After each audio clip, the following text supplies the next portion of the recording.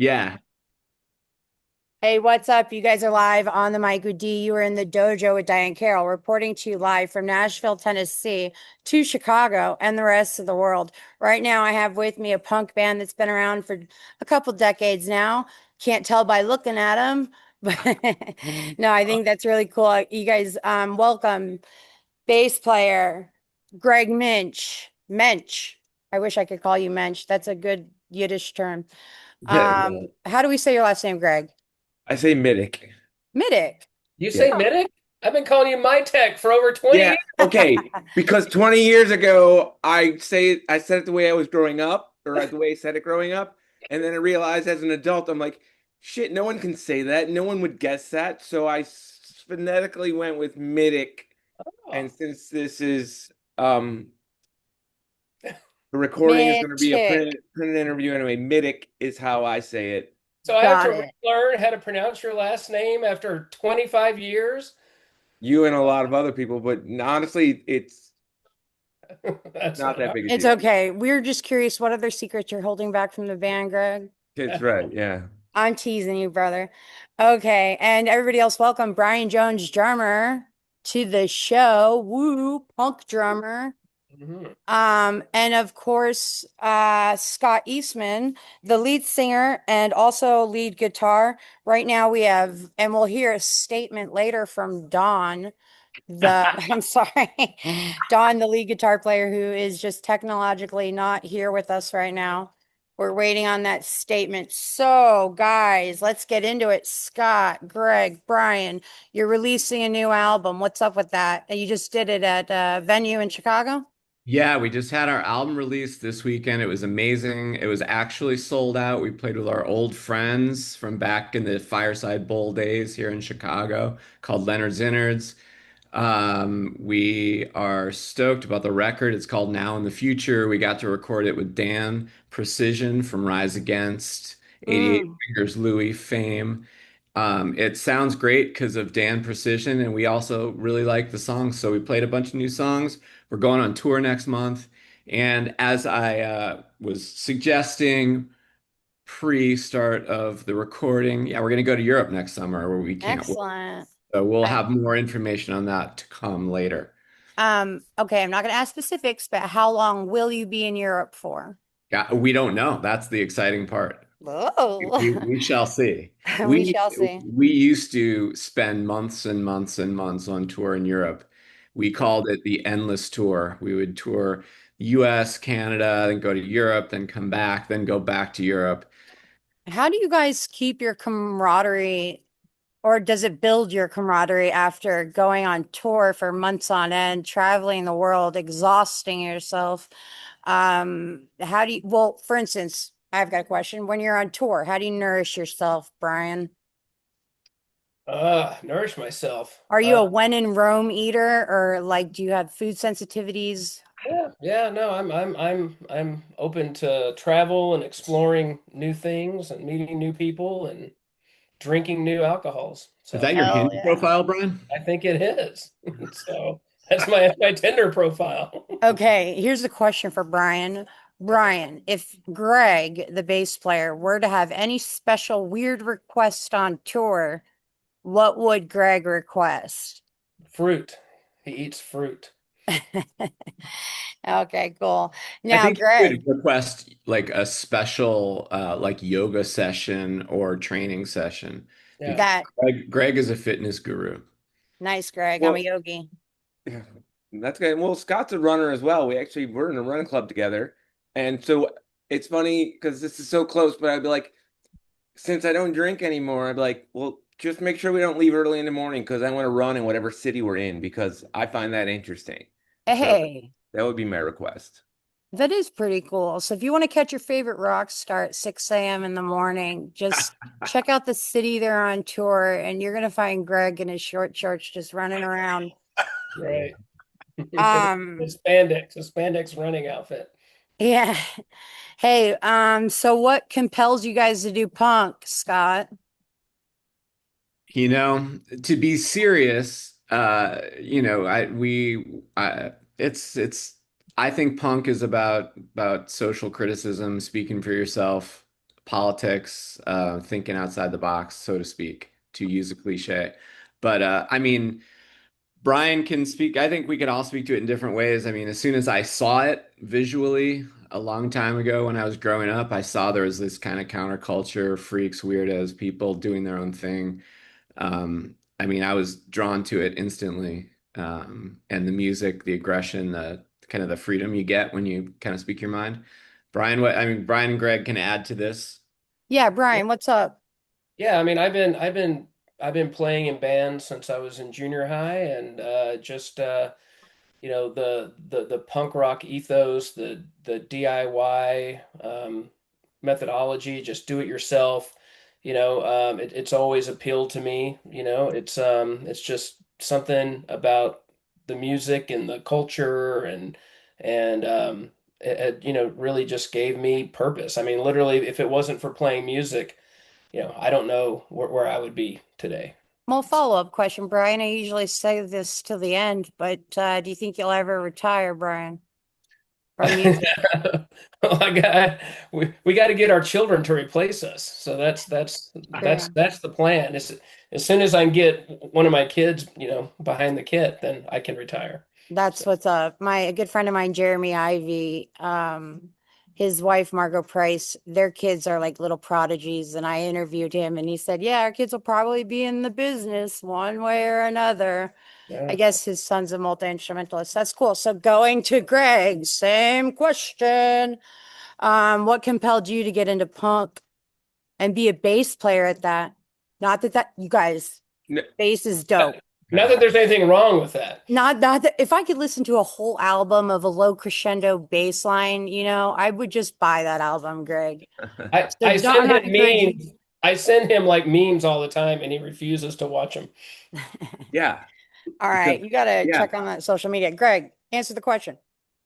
So I've always been drawn to music. In high school, I was a metalhead, and but I was a skateboarder, so that already kind of like threw me into Category. yeah, in just A outside suburban subculture. Chicago. Yeah. So it wasn't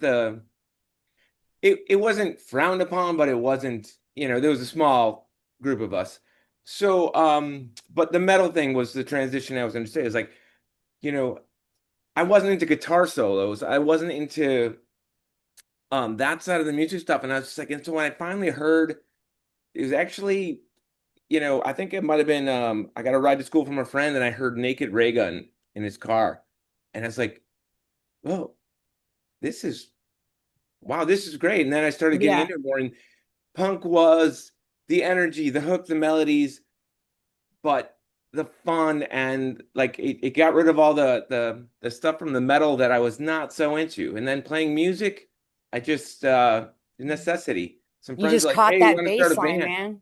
Well, they said we need a bass player, and I'm like, okay, I can play bass, sure. And then it took me a while, but figured it out and just got my first band. And that was the thing about playing bass. Like I took bass lessons for a little while, and I was like, okay, plink, plink, plink, plink, plink. This is boring.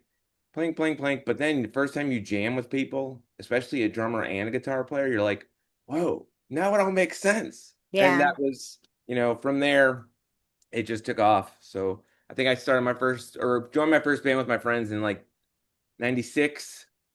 And then, a few years later, like there were some other bands in between, but then I met up with Scott and where I met Scott after a show and joined Pinker in 2001. So Yep. and Yeah. I've done other stuff in between, but we've been doing this as the core of Horace Pinker for, over 20 years, almost 25 Which years. is amazing because you're a seasoned artist. I can recall even being at the Rhyme. Well, let's not cut. You're seasoned artists, so this is a really great time for you guys to go on tour. Brian, don't forget to mic up that kick drum as loud as you possibly can, brother. I'm so proud of all four of you. Because you're gatekeepers of the First Amendment. You know what I mean? Musicians are the last caretakers of freedom of speech. And that's quite a responsibility of this day and age. Scott. Do you think it is a punk rocker's responsibility to make some kind of social commentary? Any artist.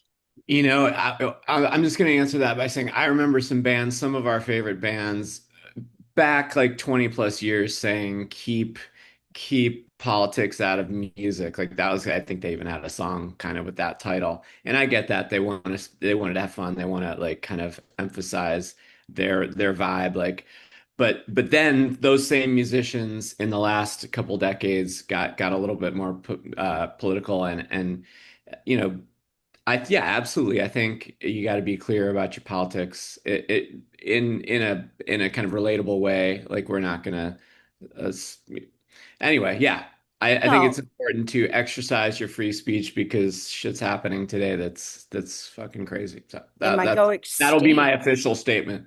Thank you. Okay, Brian, Greg, Scott, this new Trying to album. get a statement from Don, by the way. We're trying to get a state from Don. Yeah, We're gonna yeah, yeah. hang in there till we get it. Sorry to Um, interrupt you. New album. new album's coming out or is out now. Where do you prefer listeners find it? Straight from your website, and if so, tell us your website twice. Brian. Brian, Yeah, I where do mean, you prefer yeah, music to be? you just have to Google Horace Pinker. So, I mean, but you can go to horacepinker.com, at Horace Pinker, whatever. That'll come up. I mean, it's on all the platforms. It's released on vinyl and CD, and Did you guys do this yourself or are you on a label? no, we're You on want to a give we're on a any shout label. outs? The label that has released this record is based out of Montreal, Quebec, and they're called People of Punk Rock Records. Hell So yeah, People of Punk Rock Records. People of Punk Oops, excuse Rock me. Records. So, and they're actually going to be re-releasing all of our back catalog as well. So, yeah, so that's a great label, really great guys. They based out of Montreal and South Africa. So, Wow, a yeah, big thank you. yeah. Well, so Horace Pinker, tell us, what is this name? Where does this come from? Scott, it's all you. Comes from a mediocre horror film by Wes Craven called Shocker. Megadeth did the soundtrack, was on the soundtrack, and it seemed like a cool name when we were young men. It is a cool name. Thank you. I will say, here's what I'll say about the name. So it's a fictional movie character from a horror film. Uh, May he rest in power, Mr. Chai Pig from the band SNFU, one of the most famous Canadian punk bands. We're talking a lot about Canada right now. Loved our name. He loved our name more than anyone else ever loved our name because Chai Pig was an aficionado of all things horror related. And when we played with SNFU, they dedicated their song Electric Chair to us, this was a million years ago, but I was very proud of because we love SNFU. And Horace Pinker was put in the electric chair but then he came back to life because it's a horror film. Yeah. Naturally. Um, You know Wes Craven though, right? yes, I'm familiar. Yeah, yeah, yeah. This I'm was a not his movie best director film. myself. What'd you say? This was not his best film. It was not his Okay. best. It was not his best work. No. Yeah. Okay. Um, I have a couple more questions for you. Brian, Yeah. especially in punk, Greg and Scott, you all have an opportunity to chime in. But does, Brian, mood control music or does music control mood? Man, it's too early to answer. I You mean, need to find the music to pick up your mood. yeah, that's true. I don't I, know. I think Greg said it there. yeah. Say it again, Greg. You need to pick out the music to lift your mood. Like, because that was going to be my answer. I have an experience from just last week. I was in a terrible mood. I was just kind of like frustrated, and this music came on, just Horace Spotify. Pinker. No, it wasn't, but it could have been. And that's a second story, but I'll get that in a moment. Um, the music, I was just like, I love this band. And they're a UK pop band. I'm like, I'm gonna go anywhere in the world when I see they're playing because and this is my mood because they lived in my spirit so much at that point. I was like, I'm gonna go anywhere to see this band because they are so much fun and I love it. And it Been just saved there. my night. And then I don't know if we just shot a video for one of the new songs yesterday, and I never knew this, but to do a music video where you have lip syncing, you have to record it at like 1.5 times the speed. And when Scott first sent us the 1.5 times version about a week ago, it just made me smile. And I'm like, every time I'm in a bad mood, I'm going to go back and listen to this because it's just too funny. So that's where my feeling is that, you know, music can control moods. Yeah. Basically you're saying you're like a big fan of the Chipmunks. That's what you're saying. So, Greg, that's exactly what you're saying, man. Come on. I listen to ducks quacking. It, I'll share my media with you, and you can go look at my duck quacking anytime you want. It instantly puts me in a good mood. What about you, Scott? Music controls mood, or mood controls music, especially as an artist? I mean, I know you can sit there and write the saddest song and have a blast doing it. I'm an actress. I've had to murder people on stage. I didn't really do it, obviously. It's an acting thing, but we're laughing our asses off post, cut. So what I'm saying is, as an artist, are you contriving the mood to fit the music to alter the mood of the people? I think you're right. I think you're onto something. Yeah, absolutely. Um, I mean, look, I played a song. I made us do a little ballad in the middle of the set over the weekend because I wanted to sing a love song for my wife, and yeah, I mean it put me in. I had a little tear coming out because it was one of our favorite songs. And yeah, Excellent. absolutely. Like I wasn't prepared to feel emotional in the middle of our set, but yeah, the music like has that effect, right? Yeah. That's just one example. All right. Who are your punk colleagues that you're excited to tour with? Are you only touring with other punks, or are you guys, who's opening for you? Who are you playing with? Who do you want to play with? The tour dates are set, so we'll set a link in the bio. Yeah, Jones, I mean, we're playing the fest down in Gainesville, Florida, which is huge. That usually they get like about 365 bands. So we'll be playing with 364 other bands. Brian, yeah. answer this one. Yeah, I mean, I'm excited to there's a band called Fucked Up from Chicago. I mean, from Toronto, and they have a record called David Comes to Life. They put out years ago, and they played here a couple of years ago. Greg went with me, and they played that album front to back, and it was amazing. And they're playing the fest, so I'm looking forward to Meeting see. and working with them. Yeah, yeah, super nice Yeah. guys. But I mean, we've played with just about everybody. I mean, like I said, we've been doing this for over 30 years. We've shared the stage with Green Day and Blink-182 and Jimmy Eat World and all sorts of bands. So Okay, so what's been it there, like, done, you know. Brian?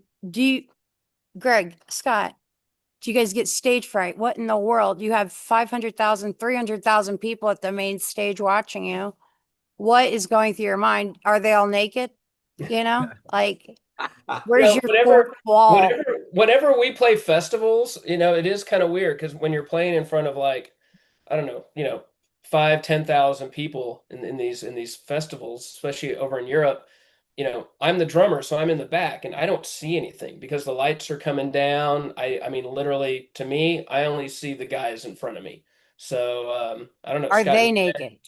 Oh yeah, Scott and Greg. Well, Scott and Greg are always naked. So, you know, I it, think I think there's a little bit of there a little nerves, but as soon as you hit the first note, it's just like playing in a small club, right? I mean, it's creating some energy and yeah. Um, I think it's just like acting, It's like you just do your thing. You get in the zone, you know what you got to do, you've rehearsed, you're ready to do it, you just do it, and you just kind of go on autopilot. yeah, that's true. I was a stand-up comic for 10 years and in New York City. And I noticed, and I've heard other comics say this, that they get a feel from the crowd, like it's a collective. Yeah. And then I don't know if that's a projection or not, but One of Greg's best friends is Kyle Kinane, who's a comedian, and In fact, Oh, he was on our video More at Home that we shot. He was one of the lead characters in our video. I don't know if you're familiar with Kyle Kinane, but super funny guy. super funny guy. What I'm gonna need from you guys is a video and then a direct link to your tour dates so I can share with everybody. Sure. Um, let me see. How do you okay, oh, good question. Band leader. Is it Brian or Scott or is it It's Don. Greg? Yeah. It's Dawn. Come on, guys. Best All text answer. Dawn at once. Dawn, we need something for the Associated Press, anything. Everybody take I'm a minute, contact Dawn.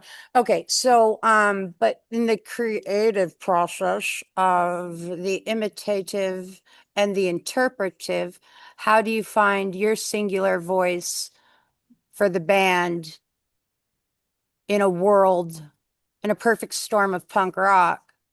Um, I guess what I'm saying is I hate this. What is your creative process like, Scott? Are you I writing gotta, everything I down? gotta, I gotta like get in that headspace where I can just pick up the guitar and play for 5 seconds, and sometimes it's the best song we've written in years. But if I'm not feeling it, it's like it's like writing or acting. So Yeah, same, same. I mean, I remember we've been in the same space for a long time where we rehearse and I remember being in that space and just writing one of our favorite songs from an album a few years back, and then we all just put it together. Sometimes it takes longer, but Greg is actually, if you want to listen to some great bass lines, I'm just gonna say Greg's bass lines on the new record are incredible. Well, you got a new fan to me. Promote the new record one more time. Now in the future on People of Punk Rock Records. And it's got Horace an Pinker. awesome Horace Pinker. It's got an awesome album cover by a guy named JP Flexner, who was in the band Beach Slang. He's super cool. He's in a bunch of bands. But yeah, the creative process, a lot of times it's Greg and I jamming, drinking too much coffee, and then bringing it to Brian, or Brian's just kind of listening and getting the vibe. Brian's an incredible drummer. So And Brian just picks up. yeah, he's like influenced by different kinds of bands, like some noisier, sludgier, drudgier bands. We do a lot of harmonies. We're kind of somewhere in the melodic punk kind of I'm into world. it. I think you guys just made yourself a new big fan.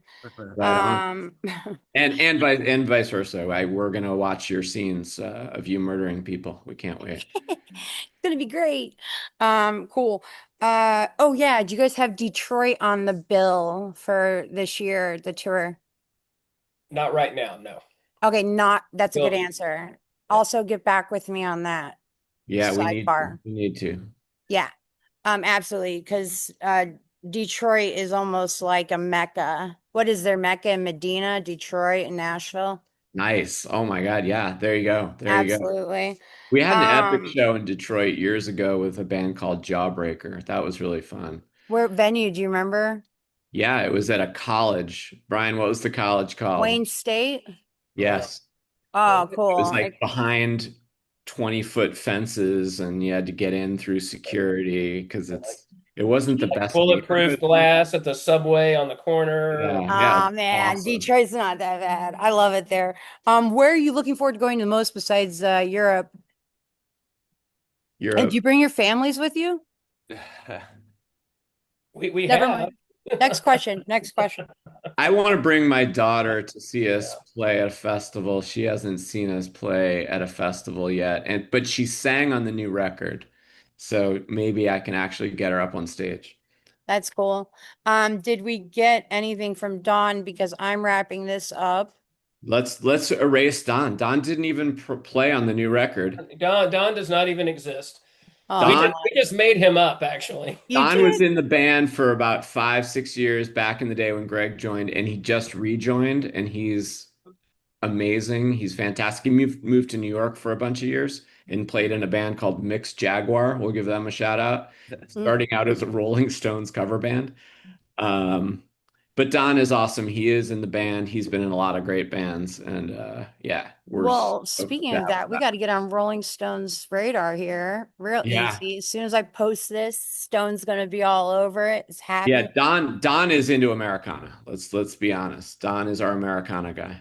Ah, well, we missed Dawn on this episode of You Are in the Dojo with Diane Carroll. I just have one last catch-all question, starting with Mr. Brian, the drummer. Mr. Brian, is Yes. there anything you'd like to say to Chicago, Nashville, and the rest of the world? Um, um, I wish Spider Virus was still around. Okay. All right. That's a Nashville specific reference. I Yeah. didn't get it. So, I'm so there was sorry. there was a band from Nashville called Spider Virus. I released their second album on my label, and super super awesome band. Brian, what label, comma, question mark? What? I had a record label called Off Time Records back in the day. I released records for At the Drive-In, for Dynamite Boy, Shyster, Spider Virus. Yeah, What a sick collection. Um, At the Drive-In got a little bit bigger after Brian released their first couple records. they did. Yeah, Brian has the Midas touch. yeah. He does. He does. All right, so you wish they were back. Anything else, Brian? I think that's it. All good. All right. Greg, Question? something profound. Okay, I'm just glad to be able to keep doing this after all these years, and people care to keep hearing what we do. Um, I'm it doesn't happen all the time. I mean, we don't always release something, so we're not always on the radar, but there's just, people seem to really like it, and I'm feel good about that. I'm like, cool, because I really like it, so I'm glad people want to listen to it.